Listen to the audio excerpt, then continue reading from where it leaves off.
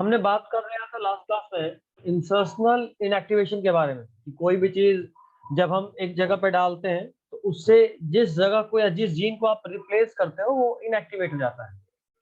अब हम लोग बात करेंगे रिकॉग्निशन साइट के बारे में। रिकॉग्निशन साइट, जाहिर सा बात है जब भी किसी वेक्टर में, मान लो मेरे पास कोई एक ऐसा वेक्टर है, जब भी किसी वेक्टर में हम मान लो यहाँ पे डीएनए डालना चाहते हैं इस जगह पे, तो माय पॉइंट इज कि अगर आप यहाँ पे एक नया डीएनए डाल रहे हैं इस लोकेशन में, तो जो रेस्ट्रिक्शन इंडोन्यूक्लियेज है वो इस जगह को पहचाने, इसको और इसको, और यहीं से कट करके जो पहले का डीएनए था ये वाला डीएनए इसको हटाए। जब ये हट गया तो फिर जो मेरा लाइगेज है वो इस डीएनए को उठाए, ये जो रेड वाला है, और इसको इसी के जगह पे लगा दे, तभी ना मेरा यहाँ पे डीएनए आके अटैच होगा। जो था जिसे मान लो यहाँ जोड़ना है तो इसको पहले काट के हटाएंगे रेड वाले को, जब रेड वाला हट गया तब जाके यहाँ पे एक नया डीएनए पकड़े और इस डीएनए को ले जाके यहाँ पे फिट कर दिए, तब जाके हुआ मेरा काम। तो हमको समझना ये है कि किसी भी वेक्टर में अगर एक से अधिक रिकॉग्निशन साइट होगा, एक से अधिक रिकॉग्निशन साइट मतलब जहां से उसको रेस्ट्रिक्शन एंजाइम पहचानेगा, यह restriction इंडोन्यूक्लियेज vector must have limited restriction recognition site for restriction endonuclease या restriction enzyme। कम क्यों चाहिए भाई? अगर मान लो जैसे ये मेरा वेक्टर था, हम इसको कट करा रहे हैं इको R1 से, ये पढ़ लियो कि नहीं तुम अंकुश? यहाँ तक पहुंचे हो लेक्चर में? हेलो लेक्चर में पहुंचे हो यहाँ तक? सर हम आइडेंटिफिकेशन ऑफ आइसोलेशन तक पहुंचे हैं। आइडेंटिफिकेशन एंड आइसोलेशन, एक सेकंड रुको। यानी तुम अभी कहाँ हो? वेक्टर्स बचा हुआ है, ये बचा हुआ है डीनेचुरेशन, पीसीआर, जीन एम्प्लीफिकेशन, पेज एज, ये देख लिए कि बचा हुआ है? सर ये सर बचा हुआ है, इसको देखना है। यहाँ से तक हम देखना तो किए है। हैं। Yes sir. अरे रे, तब तो दिक्कत हो रहा होगा, तब तो ये चीज समझ में नहीं आ रहा होगा। सर देख लेंगे, हम लेक्चर देख लेंगे। अभी समझ में नहीं आ रहा ना? थोड़ा बहुत प्रॉब्लम हो रहा है, पर देख लेंगे लेक्चर तो समझ में आ जाएगा। ठीक है, देखो फिर ट्राई करो।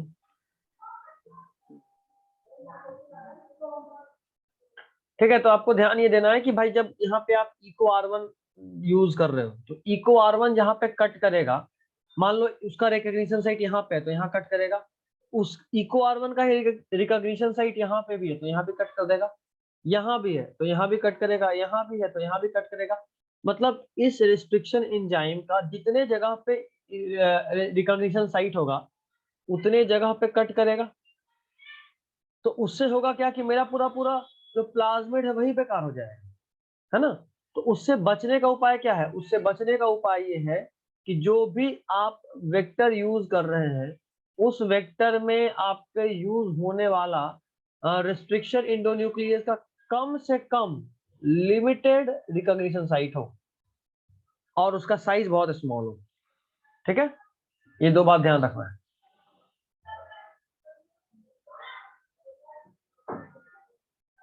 अगला point is types of vector. Vector कितने तरह का होता है? तो दो तीन मेनली यूज होता है जिसमें से दो अभी हम लोग पढ़ेंगे। एक है प्लाज्मिड वेक्टर और दूसरा है फेज वेक्टर। प्लाज्मिड और फेज दोनों में डिफरेंस अभी हम जानेंगे, पहले फेज को समझ लेते हैं, प्लाज्मिड हमको डिटेल में पढ़ना है क्योंकि यही हम यूज करते हैं normally. Phase vector, phase vector में नॉर्मली आता है वायरस। फेज किसको बोलते हैं? एक ऐसा वायरस जो दूसरे वायरस पे भी पैरासाइट हो। मतलब नॉर्मली हम जानते हैं कि इंसान पे बैक्टीरिया अटैक कर सकता है, बैक्टीरिया पे वायरस अटैक कर सकता है, लेकिन ये जो फेज है ना, ये फेज एक ऐसा प्रिमिटिव टाइप का वायरस है जो दूसरे वायरस पे भी अटैक कर सकता है। तो उसमें सबसे पहले आया लैम्डा फेज, नाम तो सुने ही होंगे। इस लैम्डा फेज में डीएस लीनियर डीएनए होता है। डीएस मतलब, डीएस मतलब बताइए। पूर्णिमा डीएस मतलब डबल स्टैंडर्ड। ठीक है, डबल स्ट्रैंडेड, पता था ना अंकुश? Yes sir. ठीक है, लीनियर यानी डीएनए जो भी होगा, जैसा भी होगा, सीधा होगा।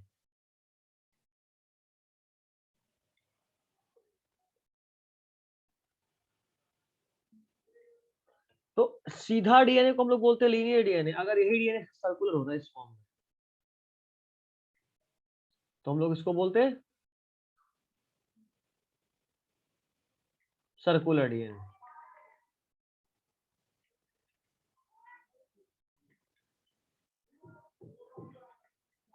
ठीक है, लीनियर और सर्कुलर डीएनए समझ गए? अच्छा, तुम लोग को नॉइज भी बहुत ज्यादा जा रहा है या नॉइज नहीं जा रहा?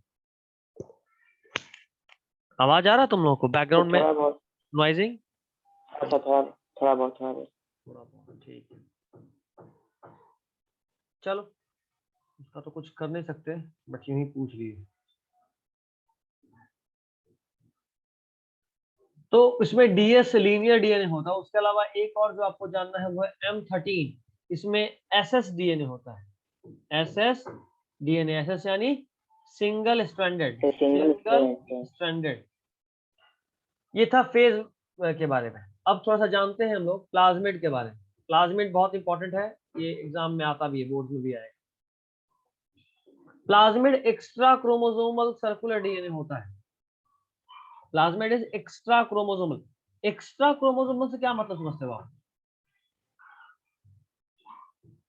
देखो, ये सेल है, ये सेल का न्यूक्लियस, न्यूक्लियस के अंदर ये रहा जेनेटिक मटेरियल नॉर्मल। बट कुछ वायरसेस के अंदर इस न्यूक्लियर जेनेटिक मटेरियल के अलावा यहाँ पे बाहर में एक सर्कुलर जेनेटिक मटेरियल भी होता है, जिसको हम लोग बोलते हैं प्लाज्मिड। खास बात यह है कि ये जो प्लाज्मिड है इस न्यूक्लियर जेनेटिक मटेरियल के अलावा होता है, मतलब उसके अलावा क्रोमोसोम यहीं पे मिलता है, यही वाला डीएनए क्रोमोसोम बनाता है। तो इसलिए ये वाला जो डीएनए इसको हम लोग बोलते हैं एक्स्ट्रा क्रोमोसोमल। ठीक है, ये सर्कुलर डीएनए होता है। ठीक है, और खास बात यह है कि इस प्लाज्मिड में, इस सेल के बाहर, इस प्लाज्मिड में इस सेल के बाहर भी रेप्लिकेट करने का क्षमता, ताकत होता है। इस प्लाज्मिड में इस सेल के बाहर भी रेप्लिकेट करने का क्षमता होता है।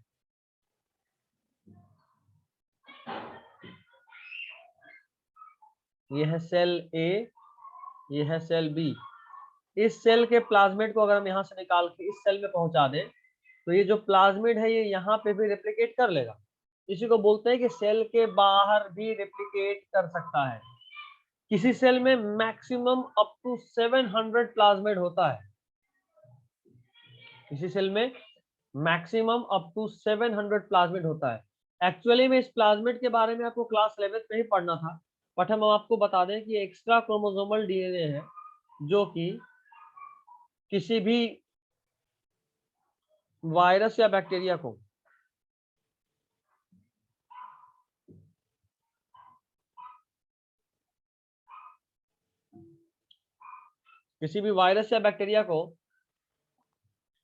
एक्स्ट्रा फीचर प्रोवाइड करता है।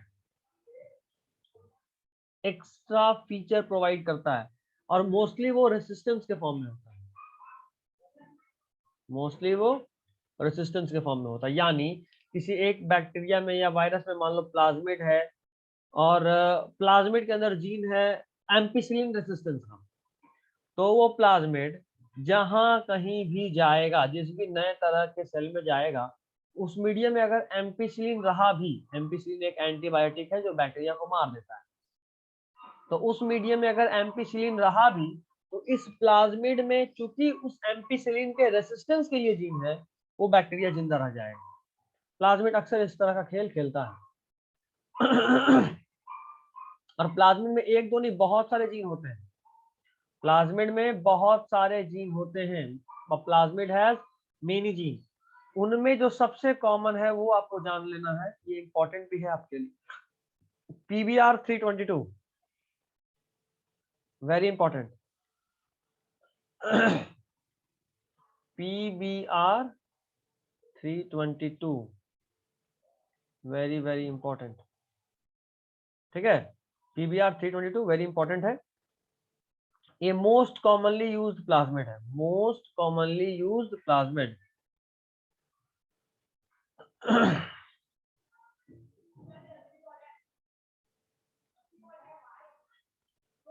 आगे, अब जो मेरा एक्चुअल चीज जिसको आपको जानना है, अभी तक हम पढ़े कि आखिर एक जीन को हम कैसे निकालेंगे, फिर हम पढ़े कि जीन को किसके थ्रू पहुंचाएंगे, जिसमें हम लोग पढ़े दो तरह का वेक्टर, वेक्टर यानी जो एक जगह से दूसरे जगह पे किसी चीज को पहुंचाए।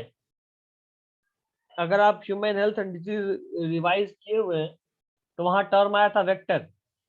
वेक्टर वैसे ऑर्गेनिज्म को कह रहे थे जो किसी पैथोजन को उसके होस्ट तक पहुंचा रहा था। जैसे मान लो मलेरिया इंसान में,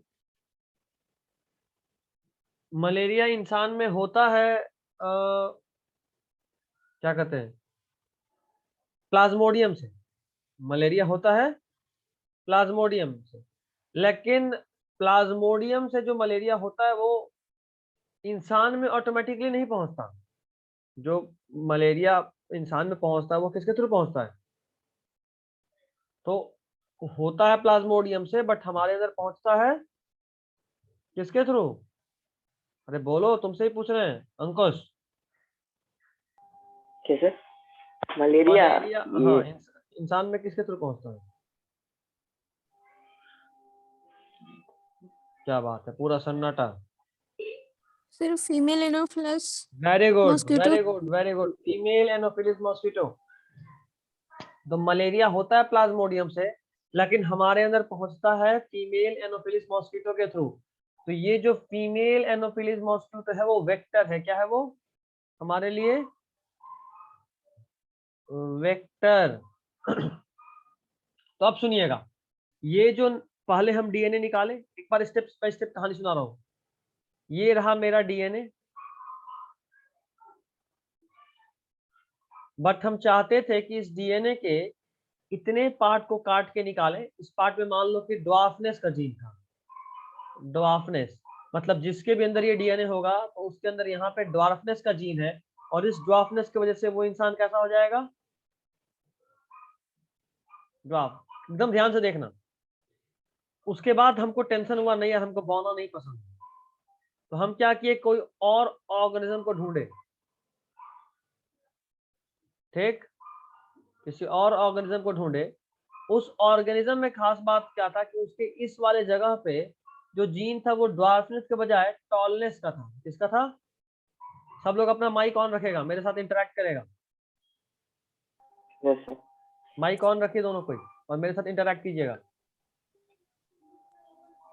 ये देखो, तो यहाँ पे ड्वार्फनेस का जीन था, इस जगह पे है टॉलनेस का जीन। हम चाह रहे हैं कि किसी तरीके से इस ड्वार्फनेस वाले जीन को, इस ड्वार्फनेस वाले जीन को हटाएं, और यहाँ पे उसके यहाँ से टॉलनेस वाला जीन काटें, और ये टॉलनेस वाले जीन को यहाँ पे रिप्लेस कर दें। ड्वार्फनेस वाले जीन को टॉलनेस वाले जीन से हम रिप्लेस करना चाहते हैं। ठीक है यहाँ तक? ठीक है। अब हमको अरुणिमा बताएगी। अरुणिमा, इसको यहाँ से काटने के लिए कौन सा एंजाइम यूज करेंगे? Restriction enzyme. Very good, restriction enzyme. Restriction enzyme DNA को स्पेसिफिक पॉइंट पे कट करता है। ठीक है। अब हमको अंकुश तुम बताओ, एक डीएनए को दूसरे डीएनए पे, जैसे टॉलनेस वाले डीएनए का जो पार्ट है, जीन है, इसको हमको चिपकाना है ड्वार्फनेस वाले की जगह पे, तो कौन सा एंजाइम यूज करेंगे? सर स्मॉलर को टॉलर पे चिपकाना है। स्मॉलर के जगह पे टॉलर वाला चिपकाना है। एक एंजाइम आता है लाइगेज, जो दो डीएनए को जोड़ता है। तुम सब भूल गए, मॉलिक्यूलर भी और यहाँ भी लाइगेज। ठीक है। ड्वार्फनेस वाला जीन को आपको काट के हटाना है, और बदले में कौन सा जीन जोड़ना है? टॉलनेस का। जब हम ये काम करेंगे तो हम लाइगेज लगाएंगे। ठीक है, आगे सुनिएगा।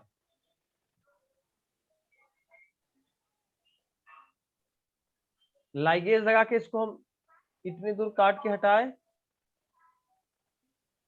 ये वाला जीन काट के हटाए, ये पूरा गया, और इसके जगह पे चिपक कौन सा गया, यहाँ पे अब कौन सा जीन आ गया है, टॉलनेस का। तो देखो ये डीएनए अलग था, इसमें एक अलग तरह का डीएनए जोड़े। अब इस कंबाइंड डीएनए को हम बोलते हैं हाइब्रिड डीएनए, या फिर इसी को हम बोलते हैं, इसी को बोलते हैं रिकम्बिनेंट डीएनए। क्या बोलते हैं, या तो हाइब्रिड डीएनए बोलेंगे या फिर क्या बोलेंगे, रिकम्बिनेंट डीएनए। अच्छा, ये हम एक अपना डिजायर्ड डीएनए तैयार कर लिए, एक ऐसा डीएनए जिसमें ड्वार्फनेस की जगह पे टॉलनेस का जीन है। लेकिन अब प्रॉब्लम यह है कि इस डीएनए को हमको किसी और ऑर्गेनिज्म में एक्सप्रेस करवाना पड़ेगा, ना, किसी ऑर्गेनिज्म में एक्सप्रेस, किसी ऑर्गेनिज्म में एक्सप्रेस कराना पड़ेगा। ये कैसे होगा, तो इस डीएनए को यहां से यहां पहुंचाने के लिए हम जिस माध्यम, जिस रास्ते का यूज करेंगे, जिस व्हीकल को यूज करेंगे, उसका नाम है वेक्टर। क्या नाम है उसका, वेक्टर। वेक्टर। अब हम एक इस हाइब्रिड डीएनए को या रिकम्बिनेंट डीएनए को एक वेक्टर के थ्रू एक होस्ट ऑर्गेनिज्म में डालेंगे। किसमें डालेंगे,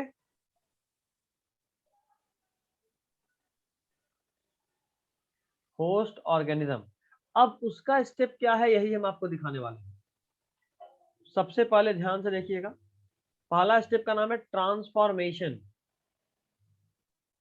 अब सुनिएगा, डीएनए चूंकि एक हाइड्रोफिलिक मॉलिक्यूल है, हाइड्रोफिलिक यानी पानी, वाटर लविंग या water hating, Water loving.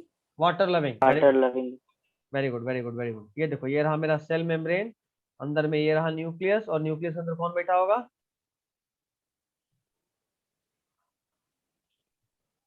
DNA. अब मुद्दे का बात ये है कि हम जब भी बाहर से, ये रहा मेरा बाहर का external recombinant DNA, recombinant DNA किसको बोले हैं, अंकुश बताओ, कैसे रिकम्बिनेंट डीएनए या हाइब्रिड डीएनए किसको बोले थे अभी, सर? लाइगेज को सर बोले थे। लाइगेज को नहीं बोलते, लाइगेज तो एंजाइम का नाम है जो डीएनए को जोड़ता है आपस में। रिकम्बिनेंट या फिर हाइब्रिड डीएनए हम वैसे डीएनए को बोले थे जिसमें दो अलग अलग तरह का डीएनए चिपका हुआ हो, बाकी डीएनए एक ऑर्गेनिज्म का, लेकिन उस डीएनए में से ड्वार्फनेस का जीन हटा के हम टॉलनेस का जीन जोड़ दिए। ठीक है, तो ये रहा मेरा डीएनए।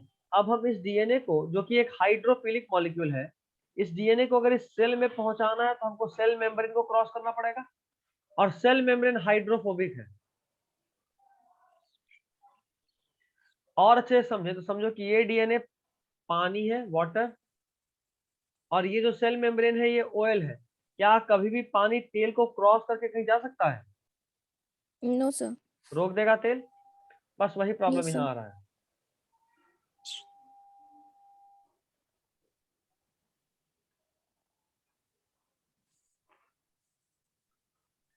ठीक है, अब द फैक्ट इज कि इस डीएनए को अंदर पहुंचाए कैसे, उसका ही तरीका है, देखना उसका तरीका हम आपको अभी दिखाते हैं। द ट्रांसफॉर्मेशन वेक्टर, जो वेक्टर को आप ट्रांसफॉर्मेशन कराओगे जिसके थ्रू, और होस्ट जिसको पहुंचाना है अंदर, और जिसमें पहुंचाना उसको बोलेंगे होस्ट, और जिसको पहुंचाना उसको बोलेंगे ट्रांसफॉर्मेशन वेक्टर। दोनों को CaCl2 मीडियम में रखते हैं। किस मीडियम में, कैल्शियम क्लोराइड। कैल्शियम क्लोराइड से क्या होता है कि नॉर्मल प्लाज्मा मेम्ब्रेन डीएनए के लिए परमिएबल नहीं है, मतलब डीएनए को क्रॉस करने नहीं देता। लेकिन जब आप उसको कैल्शियम क्लोराइड से ट्रीट करते हो, उसके साथ रखते हो, तब ये जो होस्ट का डीएनए है ना, जो पेरेंट का डीएनए है जिसमें आपको सेल को पहुंचाना है, तो सॉरी डीएनए बोल रहा हूँ, जो पेरेंट सेल का, जैसे मान लो ये है होस्ट सेल जिसके अंदर आपको डीएनए पहुंचाना है, तो इसका जो डीएनए है ना उसमें छोटा छोटा सा पोर्स क्रिएट हो जाता है, परफोरेशन। ठीक है, तो as the DNA is not permeable in plasma membrane, the host is made competent, यानी able to take DNA. Competent का मतलब होता है मेड कॉम्पिटेंट। कैसे, सो डाइवेलेंट कैटायन, जिस भी, जो वैसा कैटायन जो डाइवेलेंट हो, मतलब जिसपे दो चार्ज हो, CaCl2 को ध्यान से देखो, कैल्शियम 2+ और Cl- नहीं दोनों के मिलने से बना है ना, बोलो। Yes, sir. तो इसको Yes, ध्यान से sir. देखो, इन्हीं दोनों के मिलने से बना है, और कैल्शियम पे कितना चार्ज है? 2+. 2+, प्लस यानी कटायन, तो ये एक डाइवेलेंट कटायन है। तो ये एक divalent cation like calcium are used in specific concentration, specific concentration में इसको यूज करते हैं। इससे होता है क्या, इफिशियंसी जो होता है वो कई गुना बढ़ जाता है। और अभी हम आपको बताए थे कि जो प्लाज्मा मेम्ब्रेन है उसमें पोर क्रिएट करता है, देखना ध्यान से, आगे मिलेगा। This increases the efficiency of DNA to enter the pores of the cell membrane, मतलब जो सेल मेम्ब्रेन का पोर था उसमें डीएनए के घुसने का इफिशियंसी यानी सटीकता बहुत बढ़ गया। और इसको आप एक और तरीके से कर सकते हो जिसका नाम है हीट शॉक। हीट शॉक यानी गर्म और ठंडा का झटका। पहले आप 46 डिग्री सेल्सियस तक गर्म कीजिए और अचानक से उस सेल को आइस कर दीजिए, मतलब पहले 46 डिग्री सेल्सियस टेम्परेचर दी और सीधा 0 पे ले आए, तो अचानक से झटका लगा ना, गर्म ठंडा। जैसे घर में मम्मी लोग बोलती होंगी कि गर्म ठंडा नहीं होना चाहिए, चाय पी के पानी नहीं पियो क्योंकि चाय गर्म होता है और पानी पियोगे तो गर्म ठंडा हो जाएगा, इसको बोलते हैं हीट शॉक। हीट शॉक नहीं होना चाहिए। तो हीट शॉक होने से क्या होता है, सेल मेम्ब्रेन में पोर्स बड़े हो जाते हैं, कोई भी चीज सेल के अंदर घुस सकता है। ठीक है, तो एक तरीका था कि आप हीट शॉक देके सेल के अंदर पहुंचाइए डीएनए को, या फिर CaCl2 के मीडियम में रख दीजिए, दो चीज समझ के, या तो CaCl2 का मीडियम या हीट शॉक, CaCl2 का मीडियम या हीट शॉक। ठीक है, उसके बाद दूसरा आएगा बायोलिस्टिक। दूसरे का नाम क्या है, बायोलिस्टिक या जीन गन। ये नॉर्मली हम लोग प्लांट सेल के लिए यूज करते हैं। बायोलिस्टिक या जीन गन नॉर्मली किसके लिए यूज करते हैं, प्लांट सेल के लिए यूज करते हैं। बायोलिस्टिक या जीन गन में होता है क्या, बायोलिस्टिक या जीन गन में होता है कि आप एक बहुत छोटा सा गन तैयार करते हो, बहुत छोटा सा गन तैयार करते हो, बहुत छोटा सा गन तैयार किया, और बहुत छोटा सा गन तैयार करने के बाद क्या कि उसमें जीन को रखे और शूट कर देते हो सेल में। तो आपने जो जीन तैयार करा था गन के ऊपर शूट किए, तो वो तुरंत से चला जाता है सेल के अंदर, जो कि नॉर्मली नहीं जाता, क्योंकि जो सेल मेम्ब्रेन है, सेल मेम्ब्रेन जो है वो बेकार, मतलब डीएनए को एंट्री करने नहीं देता है।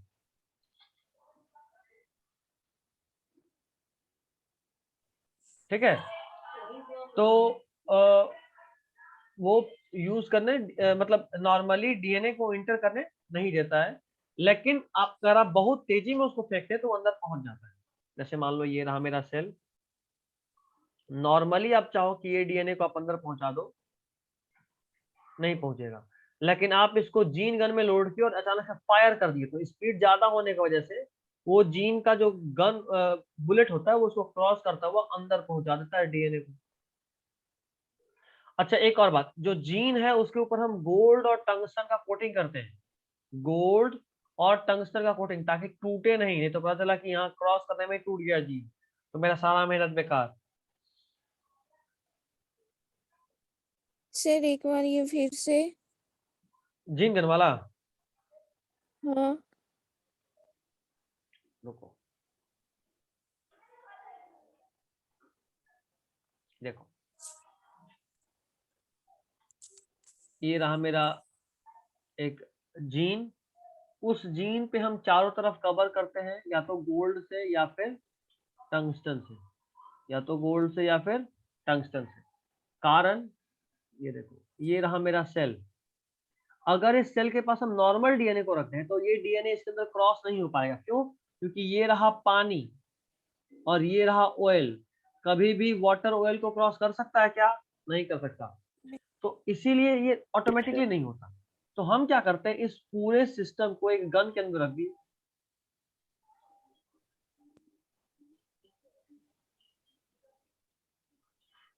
आप जैसे ही इस ट्रिगर को दबाए, ये इतने तेजी में यहां से निकला कि आराम से इसको क्रॉस कर गया, और क्रॉस कर गया तो अब जो जीन था वो मेरा सेल के अंदर पहुंच गया कि नहीं पहुंच गया, Yes, sir. सेल के अंदर पहुंचा। अब ये खुद को एक्सप्रेस करेगा, एक्सप्रेस करेगा तो जो चाहिए था वो बन के आपको सामने से दिखेगा। ठीक है, अच्छा एक और बात कोई भी पूछ सकता है कि सर इसको गोल्ड और टंगस्टन से कोटिंग करने का एक क्या कारण है? एक कारण तो ये कि भाई हाँ, जीन टूटे बिल्कुल। नहीं, और दूसरा हाँ। कारण कि इसको नॉर्मली यूज करते हैं हम लोग प्लांट सेल में। देखो, यूज फॉर प्लांट सेल, तो अगर आप प्लांट सेल के लिए सर इलेक्ट्रोड्स में भी तो यूज करते हैं ना टंगस्टन को। हाँ, नहीं, टंगस्टन आयरन ये सब में यूज होता है, ये हाईली रेसिस्टेंट होता है। आयरन भी नहीं, टंगस्टन आयरन में तो नाइक्रोम यूज होता है, टंगस्टन बल्ब में होता है। जो पहले 10 रुपए ये वाला फिर बल्ब आता था पीला वाला, याद है? हाँ। हाँ, तो उसमें टंगस्टन होता है, तो वो इतना हाई रेसिस्टेंस होता है कि जब वहां से करंट गुजरता है तो वो एकदम गर्म होकर ग्लो होने लगता है। High resistance with very high melting point. खैर चलो, अब आते हैं micro injection. Micro injection animal के लिए यूज करते हैं, ठीक है। और माइक्रो इंजेक्शन में हम लोग अक्सर रेट्रो वायरस को यूज करते हैं। हम बताए थे रेट्रो वायरस किसको बोलते हैं, कल ही बताए तुम लोगों को, बताओ। Sir RNA genome, sir RNA genome. Very good, वैसा वायरस जिसमें जिसका जेनेटिक मटेरियल, अगर RNA genetic genome. Material RNA हो तो उस वायरस को क्या बोलते हैं, रेट्रो वायरस। और आफ्टर डिजार्विंग मतलब उसका जो पैथोजेनिसिटी है, उसका जो वो जीन है जिससे वो डिजीज कॉज कर सकता है, उसको हम लोग खत्म कर देते हैं, ठीक है। Yes sir. तो माइक्रो इंजेक्शन बहुत छोटा सा इंजेक्शन है जिसके थ्रू हम डीएनए को पहुंचाते हैं। ये नाम याद रखना, एग्रोबैक्टीरियम प्यूबिफिसेंस, इसको हम लोग नेचुरल वो बोलते हैं, नेचुरल जेनेटिक इंजीनियर। क्या बोलते हैं? Natural genetic engineer. इंजीनियर। ये भी सर प्लांट नीचे क्या लिखा है, used for use acute cell. Plant cell. अच्छा प्लांट सेल। हाँ, ये कैंसर कॉज करता है। ये जो एग्रोबैक्टीरियम प्यूबिफिसेंस है ना, वो फटाफट डीएनए में चेंज करता है, और क्या कॉज करता है, कैंसर। किसमें? तो प्लांट सेल में। तो हम लोग क्या करते हैं कि उसको डिजार्मिंग पहले करते हैं, मतलब उसका जो भी पैथोजेनिक जीन है उसको हटाते हैं। और जैसे ही पैथोजेनिक जीन को हटा दिए उसके बाद फिर वो बन गया नॉर्मल, और जैसे ही नॉर्मल बना उसके बाद फिर उसको हम लोग जेनेटिक इंजीनियरिंग में यूज करते हैं। अब अगला इज इलेक्ट्रोपोरेशन। याद रखो, ये इलेक्ट्रोफोरेसिस नहीं है, इलेक्ट्रोपोरेशन। यहाँ पे बहुत हाई इलेक्ट्रिक फील्ड जनरेट करके पोरोसिटी इंक्रीज करते हैं। जैसे मान लो ये रहा सेल, इस सेल के अंदर बहुत छोटे छोटे से पोर्स रहे होंगे। आप क्या किए कि यहाँ पे और यहाँ पे एक इलेक्ट्रोड लगा है, इधर बैटरी लगा है,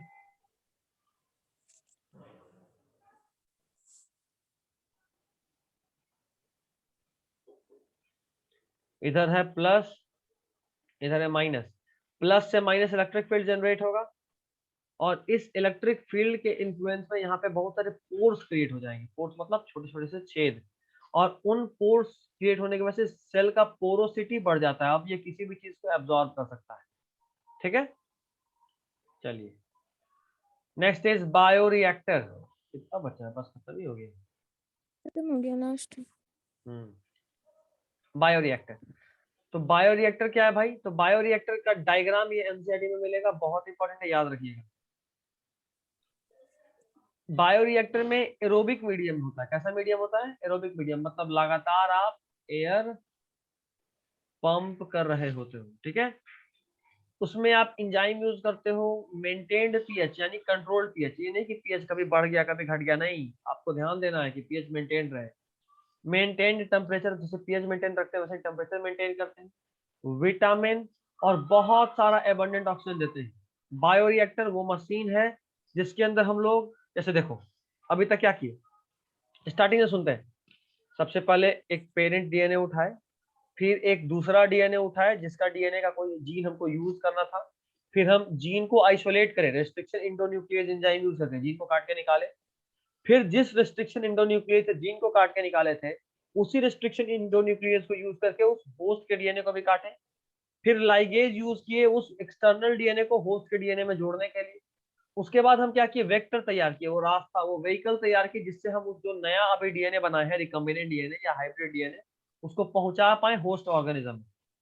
तो सबसे पहले हम उस वेक्टर को तैयार किए। वेक्टर को तैयार करने के बाद चाहे जीन गन हो या फिर माइक्रो इंजेक्शन हो या फिर किसी फेज हो, इन सब में से किसी के भी थ्रू, प्लाज्मिड में से किसी के थ्रू उसको उसके होस्ट तक पहुंचाए उस डीएनए को। अब मान ले कि हम जैसे आपको पता है स्पाइडर का जो सिल्क होता है स्पाइडर का जो वेब होता है ना, मकड़ी का जाला। हम्म, हेलो। Yes sir. ये हाँ, तो ये जो मकड़ी का जाला होता है ये बहुत बहुत स्ट्रॉन्ग फाइबर होता है, आपको पता है ना। देखते हो तुम्हारे हाथ में चिपक भी या कितना भी खींच लो वो जल्दी छूटता नहीं है। जितना पतला वो और लाइट वेट वो होता है, उसके मुकाबले वो बहुत स्ट्रॉन्ग होता है।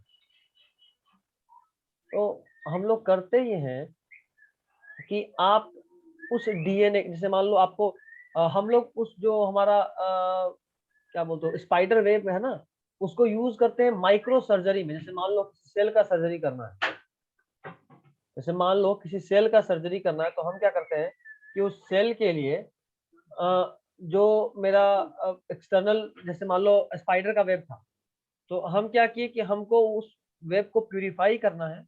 और जैसे मान लो रेटिना का सर्जरी करना है, तो रेटिना में इंजेक्शन घुसाएंगे, उसके बाद अगर मान लो धागा बांधेंगे तो पता चला कि रेटिना का सारा और बाकी सेल भी डैमेज हो जाएगा। तो उससे बचने के लिए हम लोग क्या करते हैं कि जो मेरा स्पाइडर वेब है, जो जीन उस वेब को बनाने के लिए रिस्पॉन्सिबल है, उस जीन को हम निकालते हैं और काऊ का डीएनए निकालते हैं, काऊ। और फिर क्या करते हैं, काऊ के उडर, गाय का जो थन होता है ना, उस थन में जाके उसको एक्सप्रेस करा देते हैं। मतलब डीएनए जोड़े और जाके डाल दिए गाय के थन में। और उससे फायदा ये होता है कि अब जब गाय दूध देगी तो उस दूध के साथ स्पाइडर का वेब भी बनता है, क्योंकि उसके जीन में स्पाइडर वेब का जीन घुस चुका है उसके डीएनए में। और वहां से हम लोग स्पाइडर वेब को निकालते हैं उसके दूध से, और स्पाइडर वेब को प्यूरिफाई की और सर्जरी में यूज करते हैं। तो कहने का मतलब ये कि अभी तक हम लोग उस हाइब्रिड डीएनए को बनाए, वेक्टर के थ्रू उसको उसके होस्ट में भी पहुंचा दिए। लेकिन मेरा मकसद तो तब पूरा होगा ना जब हम उस जो नया होस्ट बनाए हैं उस नए होस्ट में एक्सप्रेस भी करा पाए उस जीन को। जैसे मान लो हम जीन बनाए डाले थे टॉलनेस का, तो जब तक मेरा ऑर्गेनिज्म या प्लांट टॉल नहीं होगा तब तक तो मेरा सारा मेहनत बेकार ही है ना। तो हम यही किए, बायोरिएक्टर में हम एक्चुअली यही कर रहे होते हैं। जो भी चीज आप एक्सप्रेस कराए थे उसको बनाते हो। बायोरिएक्टर वो मशीन है जहां हम लोग उसको बनाते हैं। अब आखिरी सुनो, आखिरी का नाम है डाउन स्ट्रीम प्रोसेसिंग। क्या नाम है? Down stream processing. इसमें हम लोग क्या करते हैं, देखो बना लिए थे पहले ही, बायोरिएक्टर में हम लोग को जो बनाना था वो बना लिए। अब हम डाउन स्ट्रीम प्रोसेसिंग में उसको प्रिजर्व करते हैं, प्यूरिफाई करते हैं और सेपरेट करते हैं। यहाँ पे एक्सप्रेशन नहीं होता। ये नीट 2018 में पूछा हुआ क्वेश्चन कि डाउनस्ट्रीम प्रोसेसिंग में क्या नहीं करते।